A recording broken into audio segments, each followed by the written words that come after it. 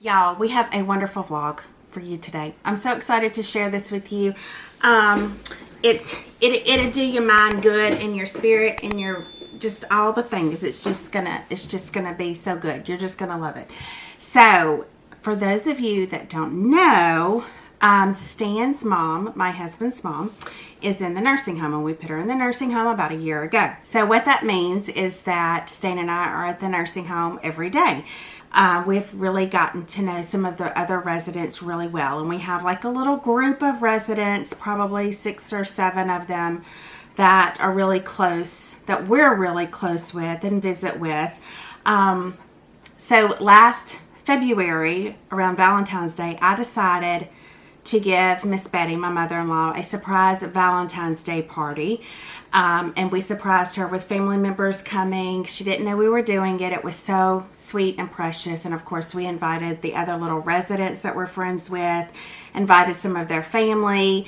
I cooked for them, decorated. It was just lots of fun. And that's really how it all started, with me giving parties at the nursing home for our close little group. And so Christmas came around this year. I knew we had to give a big Christmas party.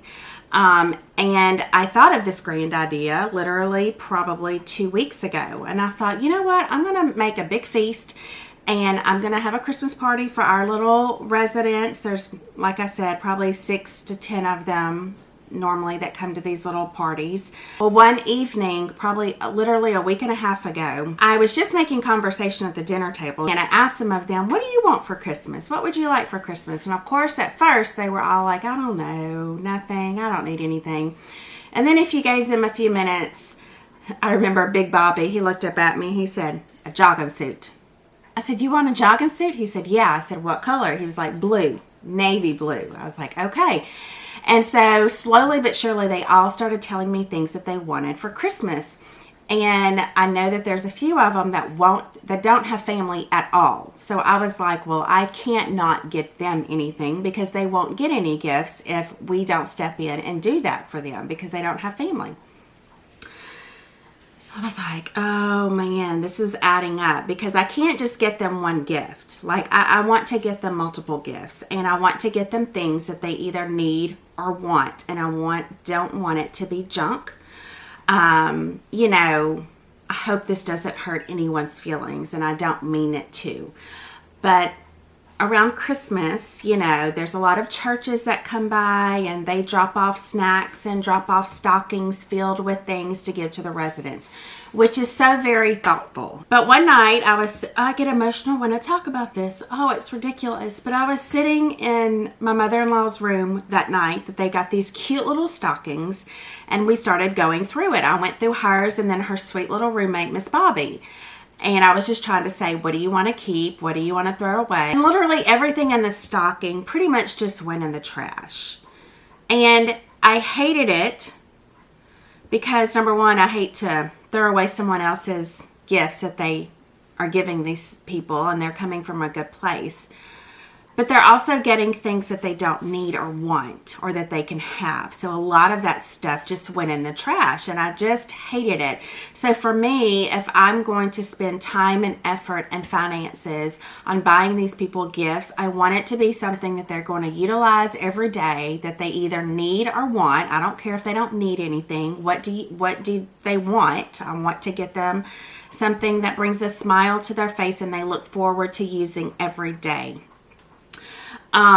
And so with that, I was like, okay, being this close to Christmas, Stan and I can't fund buying all of these gifts, with a lot of thought and just not prayer, but kind of like, okay, God, like, I'm doing this for them. Like, I want to bless them, but I can't do this on my own. So what can I do? And my Facebook page has been a huge source of just being able to put a story out there, and people want to be a part of that story, and they donate. It's crazy. And so I shared on Facebook what my thoughts were and what we were doing. And I just let them know, like, hey, I can't fund this on my own. Who would be willing to pitch in and help me raise about $400 to get some of these residents a few gifts? And I posted that one night at 11 o'clock. It was really late. And the next morning when I woke up, I had like $1,400 donated. And I was like, oh my goodness, this is great. In my mind, I was going to use that extra money to also put towards maybe buying some food and plates and all those kinds of things that I would need. But the majority of it, 95% of it, was going towards not only buying my little group of residents and buying what they wanted and needed, but I went to administration and I talked with them and I said, hey, give me some names of residents that don't have any family, that won't even really know that it's Christmas, because they're not going to get Christmas gifts. No one's going to come by to put a smile on their face and give them a gift that they're actually going to enjoy and love. And so several of the staff up there gave me a list of names. To go get me a snot rag. I didn't really plan on crying, but this event is super special. Super special to me, because I know it's going to be super special for them. And so that's why I'm crying. So sorry. Anyways, so we also were able to purchase gifts for other residents in the nursing home. And I know that those compliments are well-meaning, but this really couldn't happen unless people donated and made this possible so that we could go out and go shopping and wrap presents to go put smiles on those residents' faces. It couldn't be done without so many who donated with just such generous hearts. So Mika and I are fixing to wrap all of the presents that we have already here.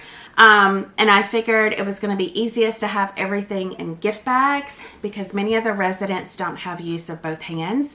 And so I wanted to make it as easy as possible.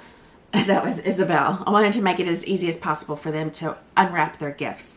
But anyways, let's get to wrapping. I'm going to take you along with us on this entire journey. I promise you don't want to miss it. It's really going to be amazing. It's going to be heartwarming, and hopefully this will plant a seed in someone else's heart and mind to do the same thing. Go to your nursing home. If you already go to the nursing home and you have a loved one there, step it up. Who can you love on there? What can you do? Let's go.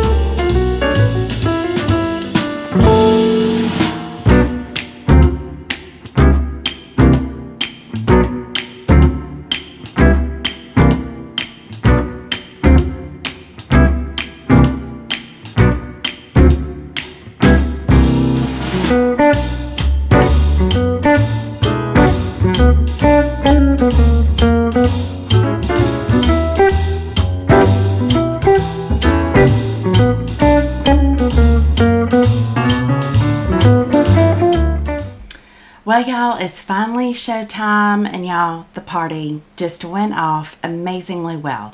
The tables were decorated beautifully and so festive, everyone loved them.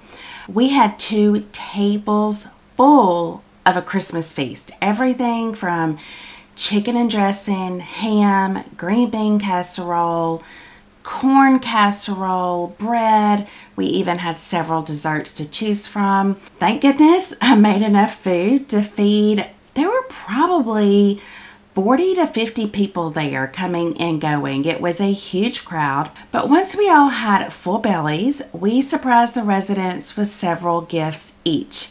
They all really couldn't figure out how we knew what they wanted, and they were all so thrilled with each of their gifts. Even one of the residents said, "Thank you for giving us gifts that we won't actually throw away in the trash." But after they opened all of their gifts, we then surprised them with having a beautiful pianist play Christmas carols for us. Her name is Hope, and she is so very talented. She is actually autistic. She has very limited verbal communication, but God has gifted her incredibly with being able to play the piano.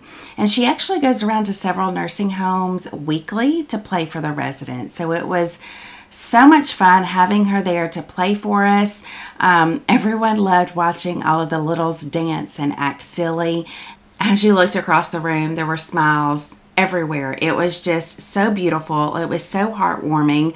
I know I cried at least 3 times as I was speaking to some of the guests throughout the evening. My heart was just bursting with joy knowing that with the help of so many generous people, we were able to put smiles on each of their faces. We were able to make their Christmas just extra special. They felt loved, they felt seen, and they felt heard. And that's exactly what I wanted to happen. So nothing better. I went home completely exhausted that night, but it was completely worth it. But I hope this vlog blessed you as much as it blessed our family. And I appreciate you being here, and we'll see you on the next vlog. Bye.